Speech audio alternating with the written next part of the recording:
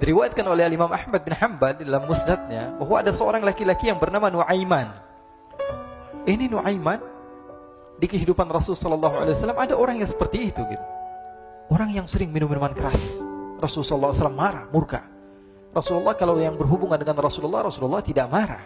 Tapi kalau sudah berhubungan dengan agama, Rasul sallallahu alaihi wasallam adalah orang yang paling marah, orang yang paling istiqamah dalam kebenaran. Maka Rasulullah panggil Nuaiman, apa yang kau lakukan? Dia katakan, aku minum minuman keras ya Rasulullah. Rasulullah cambuk dia. Kemudian dia bertobat kepada Allah. Kemudian ketahuan lagi minum. Kemudian dicambuk lagi oleh Rasulullah SAW. Sehingga sebagian sahabat memukul dia dengan pukulan yang banyak. Sehingga apa yang berlaku? Sebagian sahabat mengatakan, la'natullahi ala Nuaiman. Semoga Allah melaknat Nuaiman. Dia mempermainkan Rasulullah. Dia bilang sudah mau taubat tapi minum lagi. Dia bilang sudah mau taubat tapi minum lagi. Maka Rasulullah SAW mengatakan, la tal'anuh fa innahu yuhibbullah wa rasulah. Kata Rasulullah, jangan kamu laknat Nuaiman, karena dia itu cinta sama Allah, cinta sama Rasulnya. Dalam riwayat dia dicintai Allah dan dicintai oleh Rasulnya Muhammad sallallahu alaihi wasallam. Ibn Majah menceritakan bahwa Nuaiman ini pernah suatu waktu diajak oleh Sayyidina Abu Bakar pergi ke negeri Syam. Negeri Syam itu di mana? Seperti yang diceritakan tadi, antara daerah Suriah, Lebanon, Yordania, kemudian Palestina. Daerah seperti itu. Umumnya orang Quraisy pada masa itu mereka memiliki rihlah berdagang, membeli dagangan ke Syam, kemudian dijual lagi di kota Makkah. Ketika itu Rasulullah SAW didatangi Abu Bakar. Sayyidina Abu Bakar mengatakan kepada Rasulullah, ya Rasulullah, saya mau izin ya Rasulullah. Mau apa? Saya mau ajak dua sahabat kamu ini ikut berdagang ya Rasulullah. Siapa kata Rasul? Nuaiman. Kata Rasulullah SAW, Nuaiman kamu mau ajak? Mau ngapain?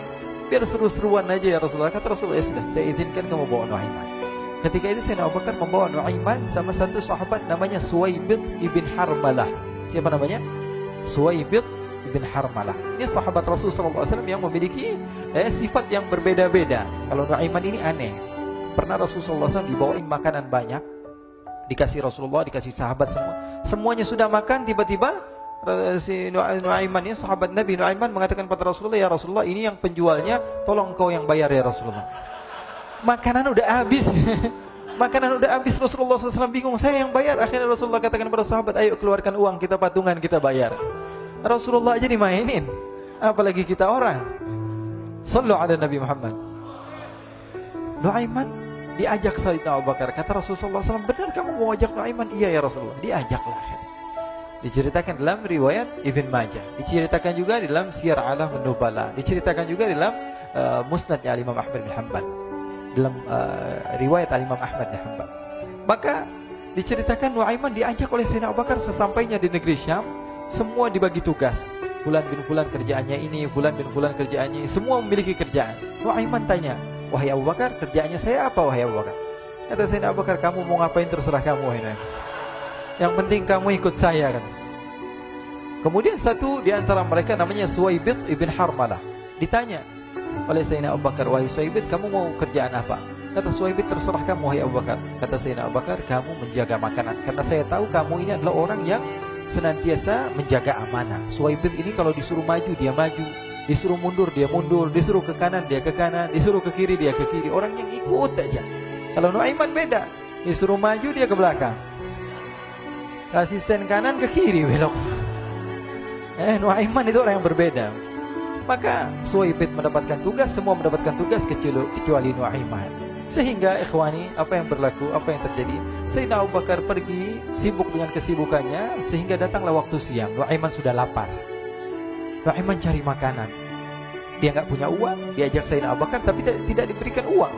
Sehingga dia cari-cari makanan. Dia tahu Suwaibid yang jaga makanan, dikatakan, wahai Suwaibid, saya mau makan, berikan kepada saya satu roti saja. Yang terpenting apa? Saya makan sekarang, saya sudah lapar. Kata Suwaibid, ya Allah Nuaiman, kita tunggu Abu Bakar saja sehingga dia datang, karena ini amanat.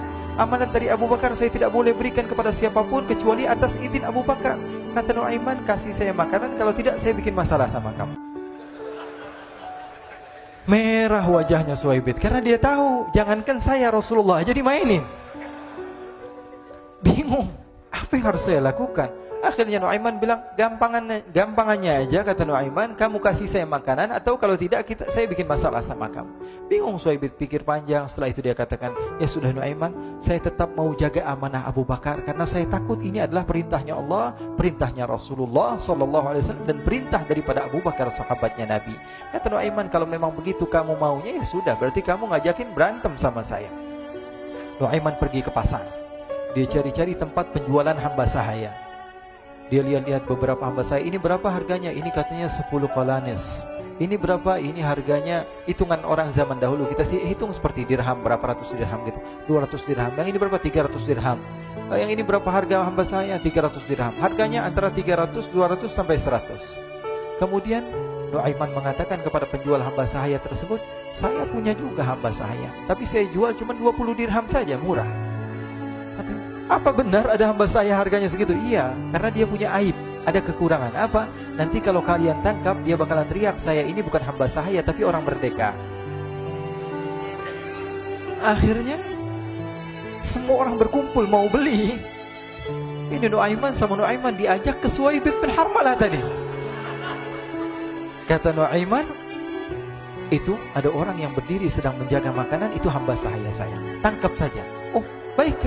Diberikan uang 20 dirham, dimasukkan oleh Nuaiman ke kantongnya, kemudian Suhaib ditangkap. Ketika ditangkap, Suhaib teriak, saya bukan hamba saya orang merdeka. Maka orang-orang tersebut mengatakan, saya sudah tahu kekurangan kamu. Ini memang kekurangan kamu, memang kamu, tapi saya tidak perlu dengan bacot kamu, yang penting kerjanya kamu gitu. Ya kan hamba saya untuk apa? Untuk kerja. Mau dia ngomong apa, mau ngomel terserah, yang penting dia mau kerja.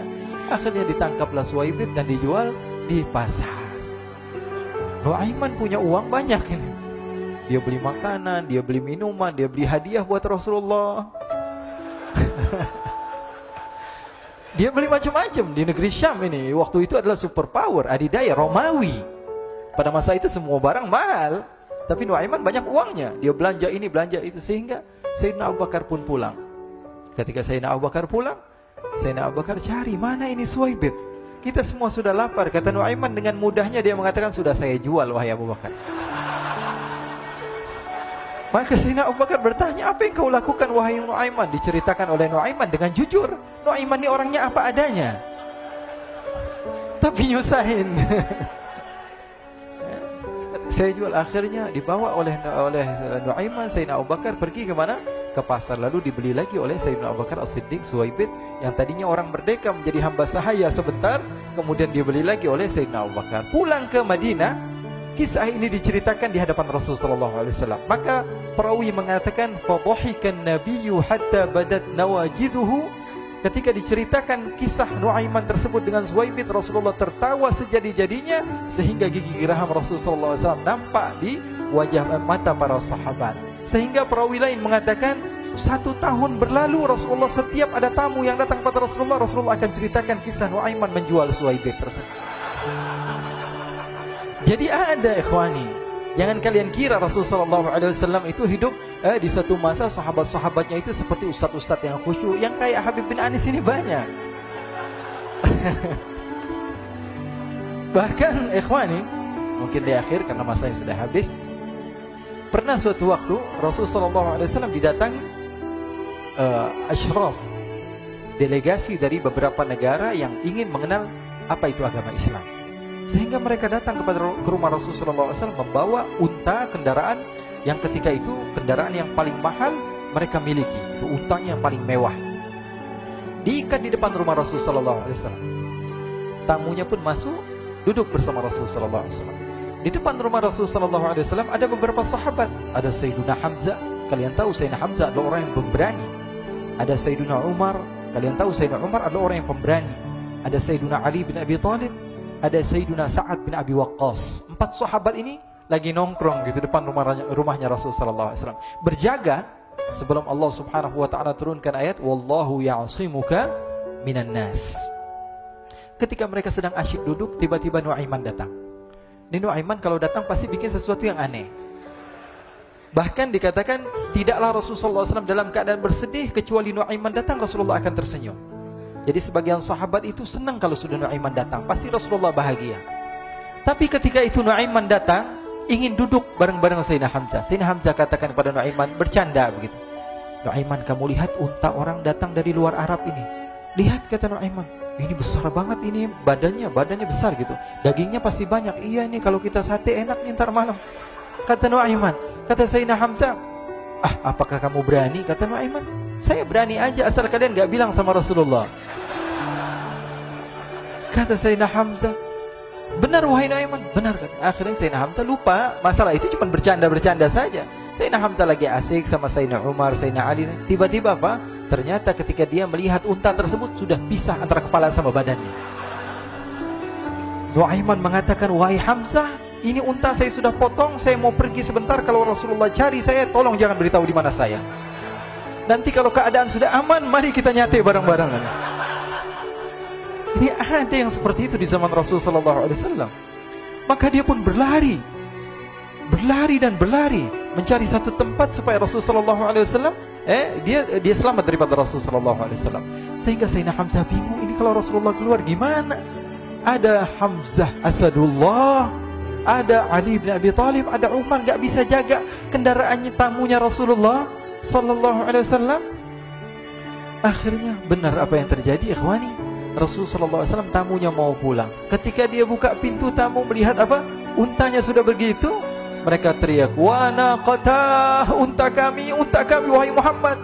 Baru mau kenal Islam, unta kami, kendaraan kami sudah dibuang. Rasulullah SAW lihat Sayyidina Hamzah, lihat Sayyidina Ali. Mereka gak bisa ngomong, mereka hanya bilang apa? Nuaiman ya Rasulullah. Rasulullah perintahkan Sayyidina Umar, wahai Umar, sekarang kamu ambil uang, kemudian kamu gantikan, kemudian kamu berikan 2 kali lipat daripada harta unta ini, sehingga apa? Agama Islam tidak didengar dengan sesuatu yang tidak baik di luar sana. Akhirnya diberikan harta, diberikan unta yang baru dan diberikan harta yang lebih untuk orang tersebut, sehingga orang tersebut tidak menjelek-jelekan agama Islam. Kata Rasulullah SAW, dan sekarang waktunya kita balas dendam sama Nuaiman. Nuaiman ternyata berlari tempat yang jauh sampai hampir keluar dari kota Madinah. Dia dapatkan seorang sahabat Nabi yang hadir juga dalam peperangan Badar, namanya Al-Miqdad bin Al-Aswad. Siapa namanya? Al-Miqdad bin Al-Aswad ketika itu sedang menggali sumur. Ketika sedang menggali sumur, Nuaiman datang. Nuaiman katakan kepada Miqdad, wahai Miqdad, wahai sahabat Rasul, kamu orang yang hadir dalam peperangan Badar, kamu adalah orang yang hebat. Dipuji-puji sama Nuaiman. Ada maunya ini. Akhirnya dia bilang, wahai Miqdad, tolong saya. Kenapa wahai Nuaiman? Kamu ini kekasihnya Rasulullah, orang yang disayang sama Rasulullah. Kenapa? Saya ini sedang dikejar-kejar orang jahat. Tolong selamatkan saya. Saya pengen masuk ke dalam sumur, boleh atau tidak? Kata Miqdad, siapa yang mengejar kamu? Pokoknya saya dikejar sama orang-orang. Kamu mau atau tidak selamatkan saya? Ya sudah, selagi kamu itu adalah sahabat Nabi, silahkan kamu masuk. Masuk akhirnya Nuaiman ke dalam sumur tersebut. Lalu Nuaiman mengatakan, wahai Miqdad, dia keluar lagi. Nanti kalau ada yang cari saya, tolong jangan beritahu saya di dalam sumur ya.